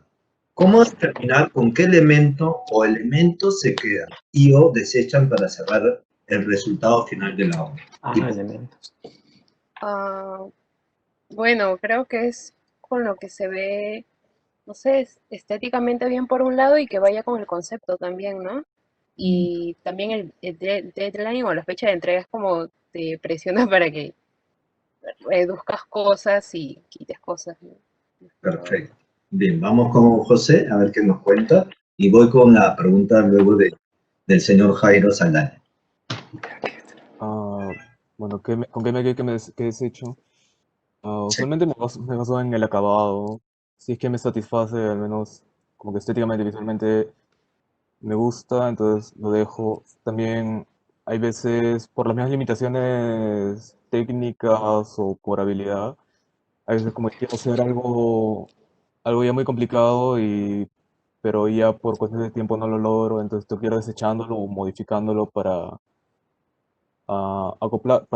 que se adecue a mis horarios. Porque yo me acuerdo cuando comencé el proyecto quería hacer una cosa un poco más compleja, quería hacer como que cosas técnicas un poco más avanzadas, pero el tiempo ya no me daba, así que tuve que empezar a modificar y a quitar cosas. Y también quitar cosas redundantes, por el estilo. Que tampoco sea demasiado lleno, que no tenga elementos así de sobra. Más que nada. Bien, bien. Vamos con la última pregunta entonces. Voy a reformular un poquito la pregunta del señor Saldaña y creo entenderlo un poquito y va por acá, ¿no? Ustedes de alguna u otra manera ya lo han explicado en las 3 rondas. Él dice, teniendo en cuenta la cultura del Japón y del Perú, ¿no? ¿Cómo llegan o cómo van creando la idea de sus conceptos? ¿No? ¿Cómo hacen esta relación? ¿No? Estoy reinterpretando la pregunta del señor Saldaña, ¿no? Hay dos ámbitos, la cultura del Japón y la cultura del Perú. Y el otro ámbito es cómo llegar a ese concepto final. En mi caso, lo que yo noté también es de que por mis dos vertientes familiares también había esta idea de campo y ciudad, cómo migran familias, tanto la japonesa como la peruana, del campo a la ciudad. Entonces, más o menos entendí ese paralelo, que también yo lo veía reflejado, por ejemplo, en cómo estas manifestaciones que serían artesanales, o sea, las artesanías o las artes tradicionales, captan ciertos puntos comunes, según yo, por también este background que comparten, ¿no? Que es una vida más cercana al campo, que fueron de los primeros migrantes, y del caso de mi papá también, él también se crió mucho más cerca al campo que por lo menos que yo, por ejemplo, ¿no? Entonces, cómo estas personas que han tenido esa experiencia de vida llegan a la ciudad y cómo se asientan en ese entorno, qué estrategias crean, y ahí más o menos encontré como la dirección para mi proyecto. Clarísimo, entonces hay un mix, hay un encuentro entre estas dos culturas. Bien, ¿qué diría Kenichi y Tetsu y luego José? Sorry, me distraje un poco, no entendí muy bien la pregunta. ¿Cómo, Sí, pues bien. en tu caso, cómo logras construir estas dos variables, la cultura peruana y la japonesa, y cómo se define un concepto. Da la impresión que en japonés está basado mucho en la cultura japonesa. Pero ¿encuentras algo de peruanidad en tu obra? Entonces, en construcción, en todo caso, te preguntaría eso. No mucho. Claro. O sea, si lo digo sin pensar, no mucho. Okay. No, casi nunca busco una inspiración peruana, ¿no? O sea, por lo menos en este proyecto, no ha habido. Bien, muy bien. Déjame pensarlo igual, si no. No, está muy bien. Está bien, Sí. claro. Sí, es la expresión que has logrado, el proceso que has tenido tú y el proceso de introspección, además. Bien, entonces vamos con texto, que evidentemente sí, creo que va a haber una respuesta afirmativa. Sí, yo también lo veo por el lado bastante del mestizaje, en el que siempre he separado como bastante y como dije antes no los llegué a unir y los tenía como bien polarizados, ¿no? Este estereotipo japonés y este estereotipo como peruano y creo que se ve bastante en el filtro que es mitad mitad y siempre me he sentido de una forma así como mitad y no poder encajar en ninguno y bueno, a partir de esto he creado este nuevo concepto, ¿no? Para poder unirlos y Y lo has logrado poder representar. aceptarme también a mí misma, ¿no? Muy bien, muy bien. Entonces cerramos con José y ya vamos a la parte final de este lindo conversatorio que hemos logrado. Vamos, José, con tu respuesta. Bueno, justo en este proyecto, también como el concepto era tan japonés, no sé, en algún momento como que quise tal vez ver un poco más de elementos peruanos, pero tampoco quise forzarlo, así que al final como que el trabajo terminó siendo más estética japonesa, que también está influenciada pues, en el ambiente que crecí, donde había bastantes adornos y cosas japonesas.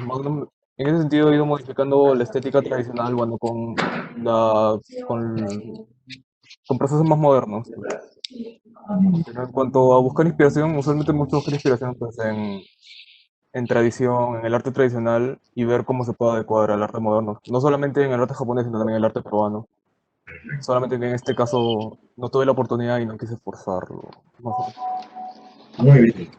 Muy bien, muchas gracias. Vamos ahora, Juan, ya entramos a la parte final y tus reflexiones finales y ya vamos con la despedida que me toca a mí realizar.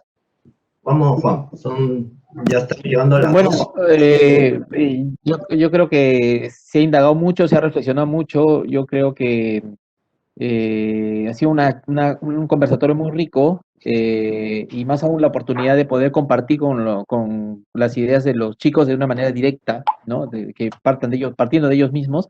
Y nada, agradecerles a cada uno de los artistas, las artistas, al APJ, al área cultural, a Haroldo, tú por la constante, por insistir en que yo siga en esto, ¿no?